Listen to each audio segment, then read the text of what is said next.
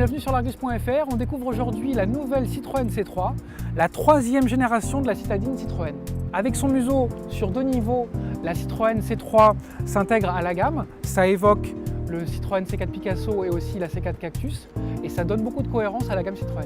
Le style de cette nouvelle mouture est en nette rupture avec les deux générations précédentes. Le toit est plat, de teinte dissociée, ça évoque la Mini. Et après, au bas de la carrosserie, on a des arches de roue rapportées, des bumps comme sur le C4 Cactus, et ça évoque l'univers des SUV urbains. Ça permettra à la Citroën C3 de bien se démarquer de la concurrence.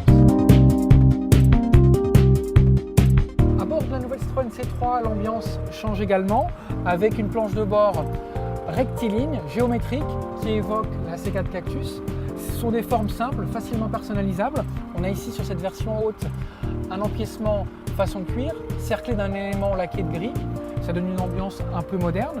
Là, on a en point d'orgue pour la technologie un écran tactile de 7 pouces de diagonale avec une technologie connectée.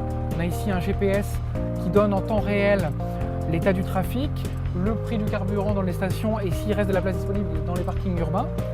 Ce qu'on regrettera cependant, c'est qu'il soit positionné un petit peu bas et ça impose de quitter la route des yeux et ça, c'est dommage. Au niveau des contreportes, la C3 s'inspire une nouvelle fois de la C4 Cactus. On a des grands bacs de rangement. On a aussi des rangements au pied de la console centrale, ici, une très grande boîte à gants, et puis également entre les sièges. Donc cette C3, elle est pratique à vivre, elle est polyvalente, et en même temps, elle mise aussi beaucoup sur le confort, puisqu'on a des sièges avec une mousse plutôt souple, un accoudoir uniquement pour le conducteur, mais la réputation de confort Citroën n'est pas usurpée. Avec son empattement majoré de 7 cm et ses sièges avant au dossier aminci, la nouvelle Citroën C3 offre plus d'espace au niveau des jambes. Le pavillon plat permet aussi de gagner au niveau de la garde-toit. Par contre, sur cette version qui est équipée d'un toit en verre, on perd 5 cm au niveau du toit et c'est gênant pour des gens comme moi qui mesurent à peine 1,70 m. La tête ne passe pas. Ça, c'est dommage pour une citadine.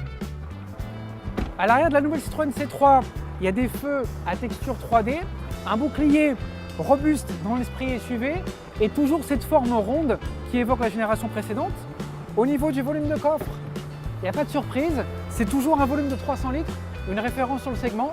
Par contre, regardez, il y a quand même une marche qui est très importante et c'est pas pratique pour le chargement, c'est plutôt embêtant quand il faut mettre des objets lourds.